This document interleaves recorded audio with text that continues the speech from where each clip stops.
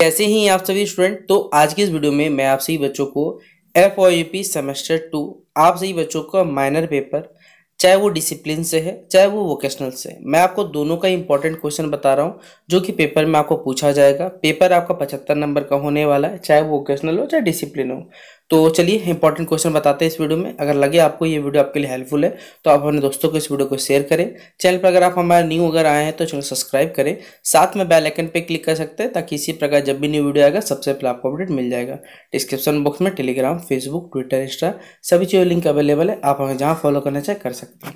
सबसे पहले अगर हम लोग बात करें आपका अगर माइनर पेपर डिसिप्लिन सेक्शन से, तो आपके इस पेपर का नाम है साहित्यिक सिद्धांत एवं समालोचना यानी लिटरेरी थ्योरीज एंड क्रिटिज्म के बारे में, जिसमें यूनिट 1 यानी इकाई 1 में आपको अभिव्यंजनावाद, स्वच्छंदतावाद हो गया, अस्तित्ववाद, इन सब चीज़ों के बारे में पढ़ना है। जिसके इंपॉर्टेंट क्वेश्चन की बात करें यूनिट 1 में तो सबसे पहला ही सवाल आ सकता है। अगर 5 नंबर में नजरिए से देखा जाए तो ये सवाल परफेक्ट है कि अभिव्यंजनवाद की परिभाषा दीजिए। लेकिन इसमें देखिए यहाँ पे कुछ और क्वेश्चन जोड़ दिए गए हैं जिसके वजह से ये क्वेश्चन 15 मार्क्स का बन जाता है। इसमें पूछा हुआ है कि अभिव्यंजनवाद की परिभाषा दीजिए और इसके जो प्रमुख लक्षण होते हैं उसके बारे में लिखने बोला गया है। ठीक है, तो ये सवाल 15 नंबर में बनता है।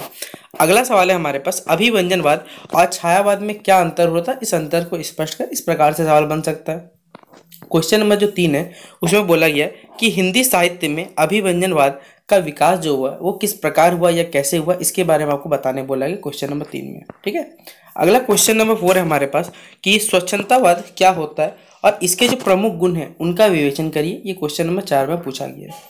अगर हम बात करें क्वेश्चन नंबर 5 में, तो स्वच्छंदवाद और जो रोमांटिकवाद होता है इनमें क्या समानताएं होती है और क्या भिन्नताएं होती हैं, इनके बारे में आपको चर्चा करने बोला गया, बताने बोला गया। ठीक है, क्वेश्चन नंबर 6 जो है जिसमें आपको अस्तित्ववाद यानी जिसे हम एग्जिस्टेंशियलिज्म कहते हैं उनकी आपको विशेषताएं बतानी है। ठीक है, क्वेश्चन नंबर 7 है अस्तित्ववाद के देखिए जो प्रमुख दार्शनिक थे वो कौन है, हमें ये बताना है। फिर अस्तित्ववाद का जो प्रभाव है वो हमारे आधुनिक जो हिंदी साहित्य पर किस प्रकार पड़ा हुआ है, ये बताना है। क्वेश्चन नंबर 9 है स्वच्छंदवाद के जो प्रमुख कवि हैं उनका उल्लेख करना है। और 10वां क्वेश्चन है अभिव्यंजनवाद का उद्देश्य क्या है और भावपूर्ण जो दर्शन क्या होता है इसके बारे में बताने बोला गया। ठीक है, यूनिट 2 में आपको मनोविश्लेषणवाद जिसमें मार्क्सवाद, आधुनिकतावाद, ये सभी चीजें यहाँ पर पढ़नी है।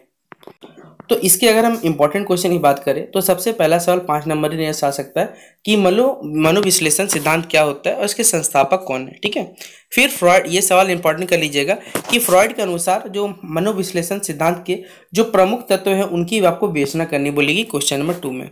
क्वेश्चन नंबर 3 में जो हमारे पास है कि साहित्य में मनोविश्लेषण जो सिद्धांत होता है उसका महत्व आपको क्या है, ये बताने बोला गया है।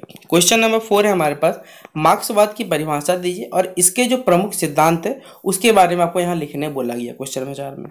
क्वेश्चन नंबर 5 है कि मार्क्सवाद के अनुसार समाज और साहित्य का क्या संबंध है, इसके बारे में आपको चर्चा करने बोला गया है।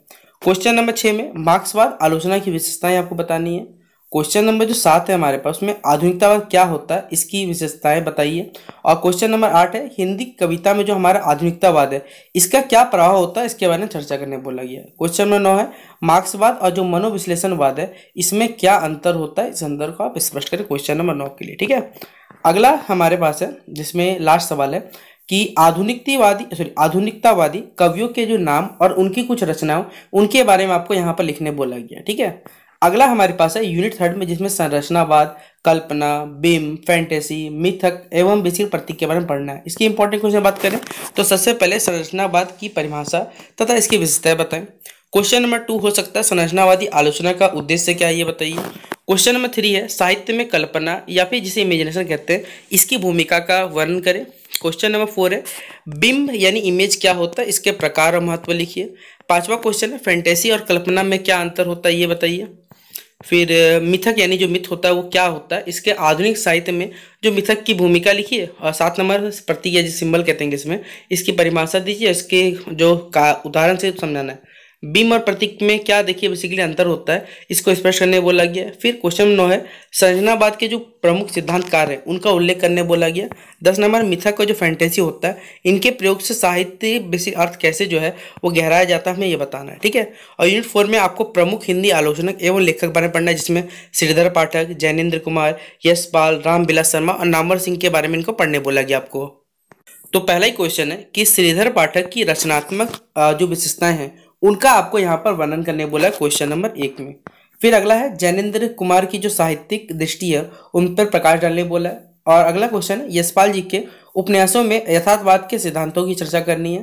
चौथा क्वेश्चन है रामविलास शर्मा के साहित्यिक योगदान का आपको एक समालोचनात्मक अध्ययन कब करने बोला गया। क्वेश्चन नंबर 5 है नामवर सिंह के आलोचनात्मक दृष्टिकोण की प्रमुख विशेषताएं बतानी है।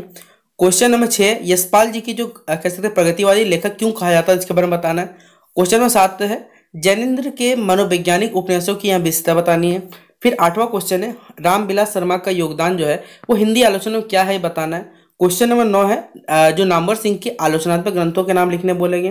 क्वेश्चन नंबर 10 जो है उसमें श्रीधर पाठक के काव्य की में राष्ट्रीयता और जो आदर्शवाद है उनकी व्याख्या आपको करनी बोली गई है। ठीक है, इसके अलावा अगर आप 5 नंबर क्वेश्चन लिखना चाहते हो तो लिख सकते हैं अभिव्यंजनवाद से जनक कौन माने जाते हैं या कौन है, स्वच्छंदवाद का अर्थ क्या होता है, अस्तित्ववाद के जो प्रमुख दार्शनिकों का नाम बताना है। क्वेश्चन नंबर 4 है मनोविश्लेषण सिद्धांत किसने प्रतिपादित किया, मार्क्सवाद किस पर आधारित था, आधुनिकवाद का अर्थ क्या होता है, बिंब जो शब्द होता है उसका शाब्दिक अर्थ क्या है, मिथक और प्रतीक में क्या अंतर होता है, रामविलास शर्मा किस प्रवृत्ति के वैसी का आलोचक थे, ये सब आपसे पूछा सकता है। फिर अगला है नामवर सिंह की प्रसिद्ध जो आलोचनात्मक पुस्तक के नाम यहाँ पर लिखने बोला गया है। तो ये पूरा जो सेक्शन था हमारा ये डिसिप्लिन से था जो कि हमने आपको समझा दिया।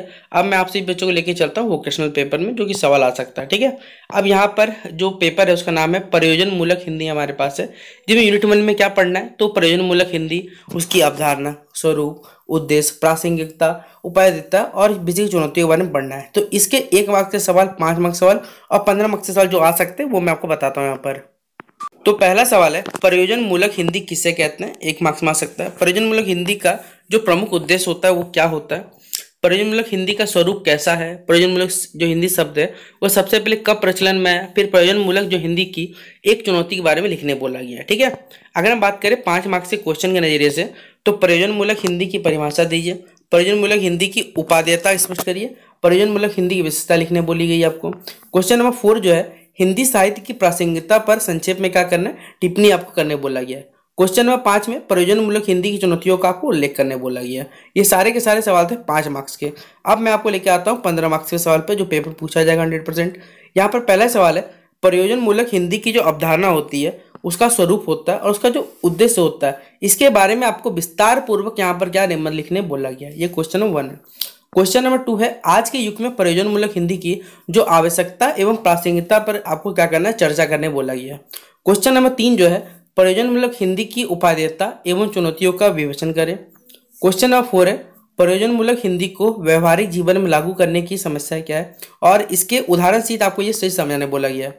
यूनिट 2 में आपको क्या है प्रयोजन मूलक हिंदी के जो क्षेत्र एवं बेसिकली प्रयुक्तियाँ, प्रयोजन मूलक और साहित्यिक क्षेत्रों में या फिर साहित्य हिंदी में अंतर देखने मिलता है और रोजगार की क्या संभावना है इसके बारे में बताने बोला गया है।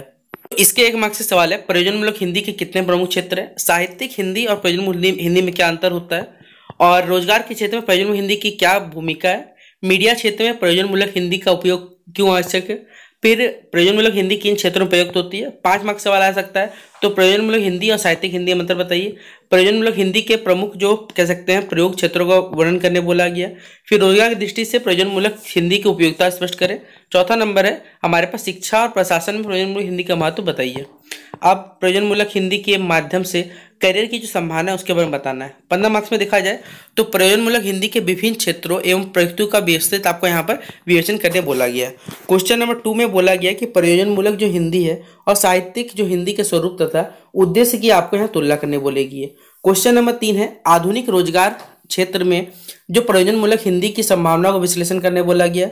चौथा क्वेश्चन है जनसंचार माध्यम जिसमें मीडिया है, पत्रकारिता है, बेसिकली विज्ञापन में प्रयोजन मूलक हिंदी की भूमिका का विस्तार करने बोला गया। यूनिट 3 में कार्यालय हिंदी जो अनुवाद होता है उसके बारे में पढ़ने बोला गया, जिसमें कार्यालय हिंदी क्या होता है हमारे पास है, अनुवाद के 2 रूप लिखिए, अनुवाद का जो परम उद्देश्य होता क्या है, हिंदी की प्रयोजनता के आधुनिक अनुवाद की क्या भूमिका है।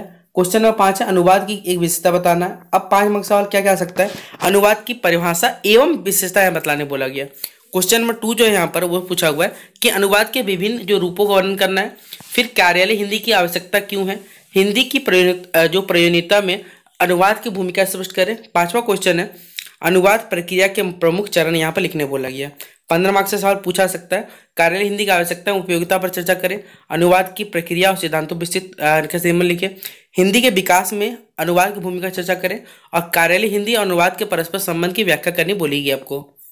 फिर अगला क्वेश्चन, उदाहरण से बताइए कि जो अनुवाद प्रयोजनों हिंदी शब्द का महत्वपूर्ण माध्यम क्यों है। यूनिट 4 है हिंदी के विभिन्न रूप, जिसमें 1 मार्क्स सवाल आ सकता है। सृजनात्मक भाषा किसे कहते हैं हमारे पास, राजभाषा राष्ट्रभाषा में क्या अंतर है, हिंदी को राजभाषा दर्जा कब मिला, हिंदी की वैश्विक स्थिति क्या है, मातृभाषा का अर्थ लिखिए। 5वां नंबर क्वेश्चन आ सकता है हिंदी के विभिन्न रूपों का यहाँ पर संक्षेप वर्णन करें। क्वेश्चन नंबर 2 सृजनात्मक संचार और राजभाषा हिंदी में अंतर बताएं। क्वेश्चन नंबर 3 जो है हमारे पास है उसमें वैश्विक स्तर पर हिंदी की स्थिति पर आपको टिप्पणी करने बोला गया। क्वेश्चन नंबर 4 है राजभाषा के रूप में हिंदी की दशा और दिशा पर आपको यहाँ विचार करने बोला गया। 5वां नंबर क्वेश्चन मातृभाषा और जो राष्ट्रभाषा होता है इसमें अंतर स्पष्ट करने बोला गया। 15 मार्क्स का सवाल जो है हमारे पास है हिंदी के विभिन्न रूपों का विश्लेषण करिए और उनकी उपयोगिता स्पष्ट करें। 2 नंबर क्वेश्चन है हमारे पास में कि राजभाषा के जो रूप में हिंदी की दशा एवं दिशा पर इसे चर्चा करने बोला गया हमारे पास। फिर वैश्विक भाषा के रूप में हिंदी की संभावनाएं एवं दिशाओं पर बेसिकली निबंध स्पष्ट करें। फिर क्वेश्चन नंबर 4 बोला गया हिंदी को विश्व स्तर पर प्रसारित करने के लिए क्या आप उपाय सुझा सकते हैं ये बताइए। क्वेश्चन नंबर 5 है संचार भाषा और जो सृजनात्मक भाषा के रूप में हिंदी की भूमिका पर बेसिकली विस्तारपूर्वक चर्चा करने बोला गया। तो ये था आप सभी बच्चों का माइनर फ्रॉम वोकेशनल हिंदी का सारा इंपॉर्टेंट क्वेश्चन, जो कि मैंने आपको एक वीडियो में बेसिकली डिसिप्लिन और वोकेशनल दोनों बता दिया। अब आप सभी बच्चों को ये वीडियो कैसा लगा जरूर बताइएगा, दोस्तों को शेयर जरूर कर दीजिएगा, चैनल पर न्यू है सब्सक्राइब कर दीजिएगा ताकि इसी प्रकार हमारे चैनल के द्वारा आपको सारे वीडियो मिलते रहे। तो चलिए मिलते हैं नेक्स्ट वीडियो पे, तब तक के लिए जय हिंद और जय भारत।